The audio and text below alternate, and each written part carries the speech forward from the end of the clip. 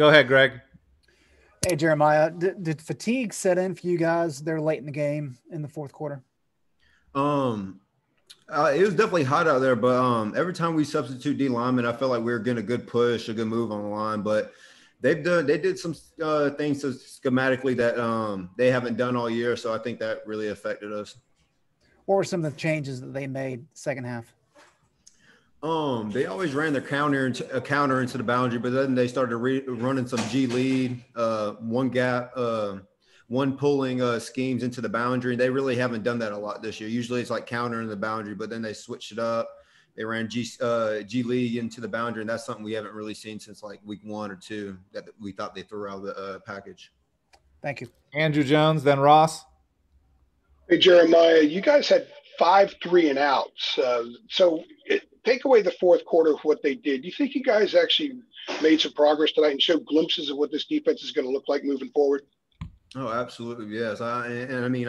There's still young guys making plays out there. I see Kamen Rucker out there when we're in our odd front, sticking the tackle, moving, shaking down the line, and making an athletic tackle. I see JQ out there covering guys, making tackles in space. So, I thought we played really good. I thought the young guys played really good, and I think that shows something that we can look forward to next season.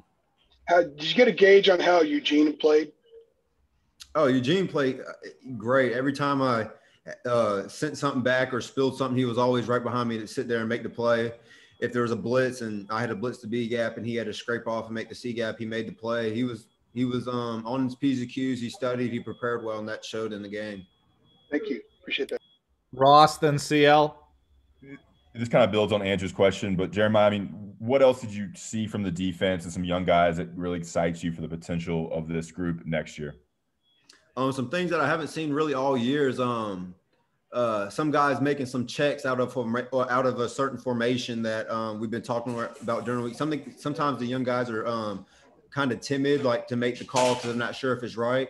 But we had 2 weeks to prepare, so JQ was out there yelling some of our calls and certain coverages that we had to get in, and some of the young guys got in there when they went into their empty package, and we needed a games in the front or a twist in the middle.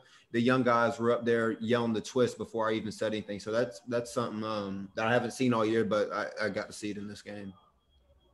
CL Brown. Jeremiah, what to you was the difference once Spiller went out of the game and A&M went primarily with I'm not gonna say his name right, but number 6. Number 6, yeah. They went to the I formation a good, and actually that's when they went to the G lead play. I don't know if it was built in for number 6 because I know number 6 played running back earlier in the season, and they ran the G League with him. But when 28 came out, I saw number 6 leading the backfield a lot more, and we saw the power eye that we really haven't seen all year also, besides goal line. And after a game like this, how close do you think you guys are to having that real breakthrough of being a top 10 team? I think we're really close. They're a number 5 team who a lot of people thought should have been in the playoffs, and we had them tied up with like 6 minutes left, and they busted one for a long touchdown. You take that out, no telling, it could have been different for us. But I've seen a lot of good things out there. I see young guys making plays. I see young guys making checks, and most of the time freshmen are timid out there to make calls, or in a big game like this, sometimes they're scared to make a play, and there was no slow motion. They were quick to react, and they made a lot of plays and made a lot of checks, and that's just something I haven't seen all year, and it's something I'm actually proud of because they prepared so well over these 2 weeks. Jeremiah, thank you very much. Thank you. Have a good one.